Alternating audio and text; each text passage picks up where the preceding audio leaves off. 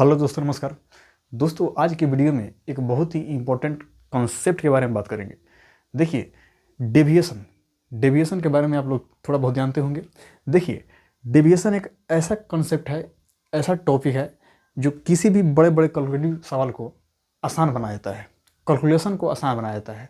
अगर आप एसएससी की तैयारी करते हो या किसी भी एक कॉम्पिटिटिव एग्जाम की तैयारी करते हो तो आप देखे होइएगा, डेविएशन एक बहुत इंपॉर्टेंट कॉन्सेप्ट है। चलिए समझाते हैं हम। देखिए, मान लीजिए सपोज दो वस्तु है ए और बी, ठीक ना। दो वस्तु है ए और बी।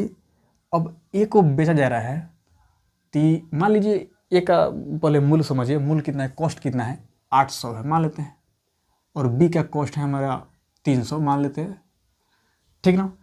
800 और 300। तो अगर ए को बेचा जा रहा है तो 20% का लाभ हो रहा है। सपोज 20% का लाभ हो रहा है, प्रॉफिट हो रहा है। बी को बेच रहे हैं तो हमारा 30% का प्रॉफिट हो रहा है, ठीक ना। तो आप यहाँ देखिएगा, तो पूछता है क्वेश्चन, जो अगर ए को बेचने पर 20% का प्रॉफिट हो रहा है और बी को बेचने पर 30% का प्रॉफिट हो रहा है, तो दोनों पर ओवरऑल मतलब दोनों को मिलाकर कुल मिलाकर कितना परसेंट प्रॉफिट हुआ। अगर दोनों को मिला दिया जाए, 800 और 300 दोनों पर देखा जाए तो कितना प्रॉफिट हो रहा है दोनों को मिला करके।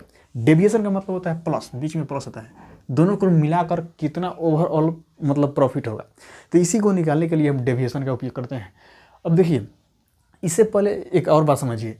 अच्छा, मान लीजिए एक प्रॉफिट हो रहा है ना, प्रॉफिट परसेंटेज है, ठीक है ना। तो प्रॉफिट कैसे निकलता है पता है आपको? देखिए, प्रॉफिट परसेंट कैसे निकलता है, इसको निकालने का तरीका है। चलिए, प्रॉफिट कितना हुआ और सीपी को बेस मानकर निकालते हैं प्रॉफिट परसेंटेज, ठीक है ना। मतलब प्रॉफिट परसेंट निकालना है तो प्रॉफिट, मान लीजिए प्रॉफिट 100 रुपये का चीज़ है, चाहे 200 रुपये का वस्तु है, 200 रुपये का वस्तु है तो मान लीजिए 50 रुपये आपको प्रॉफिट हुआ, ठीक है ना। और सीपी कितना हुआ, प्रॉफिट 50 रुपये का, सीपी कितना है 200 रुपये का मतलब दाम है उसका, गुना 100%। इस तरह से अगर निकालेंगे तो 100 गुना 200 यानी कि 25, यानी कि 25% का प्रॉफिट हुआ। तो कहने का मतलब प्रॉफिट परसेंटेज हम किसका बेस मानते हैं, सीपी को बेस मान करके हम प्रॉफिट परसेंटेज निकालते हैं, यही ना होता है।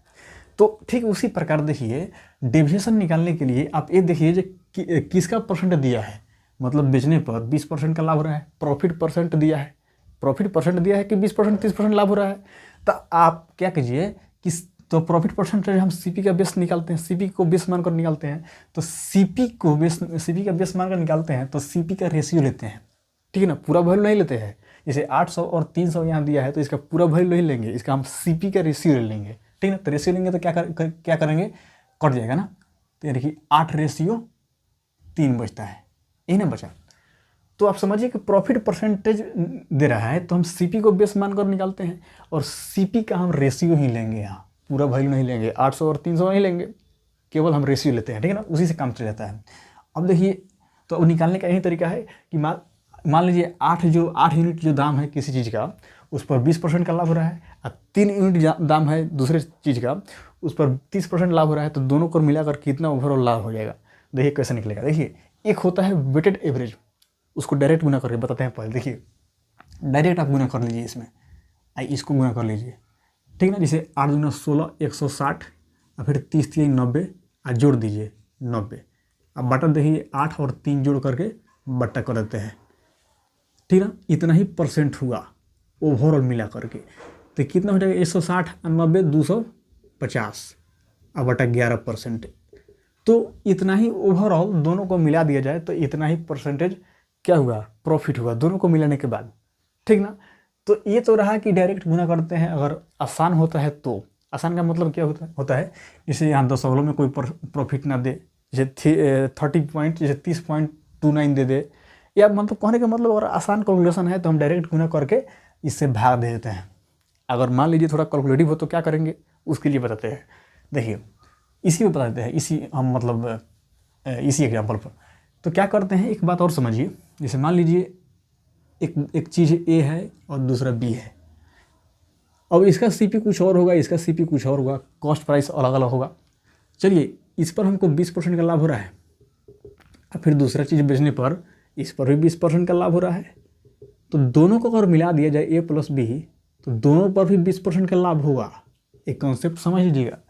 दो चीज़ है, दोनों पर अगर मान लीजिए एक ऊपर 20% दूसरे पर 20%, तो दोनों को मिलाने पर भी 20% ही लाभ होगा, ठीक ना। इसी हिसाब से यहाँ समझिए, सपोज मान लीजिए, अच्छा बताइए, यहाँ 20% आप प्लस 10% है, तब 30% है, ठीक ना।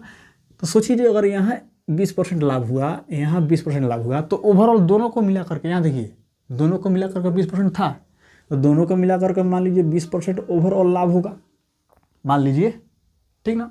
अब देखिए प्लस, देखिए अब 20% से अब कंपेयर कीजिए इसको और इसको, देखिए 20% से कंपेयर करने पर तो जीरो का अंतर आ रहा है, तो जीरो में 8 से गुना कीजिएगा तो जीरो होता है, ठीक ना।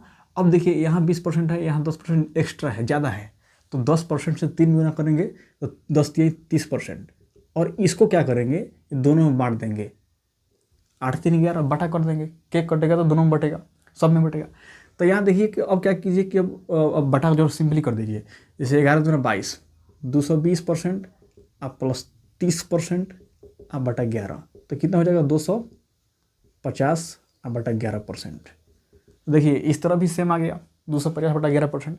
तो ऐसे ही होता है, आप मान लीजिए कैलकुलेटिव है तो मान लीजिए यहाँ 20%, यहाँ 20%, तो यहाँ भी 20%, दोनों को मिला करके अब यहाँ से समझ लीजिए, यहाँ से कंपेयर कर लीजिए, ये 10% ज़्यादा था, अब 10 × 30 बटा 11 दोनों में बांट दिए हैं, तो इस तरह से निकलता है।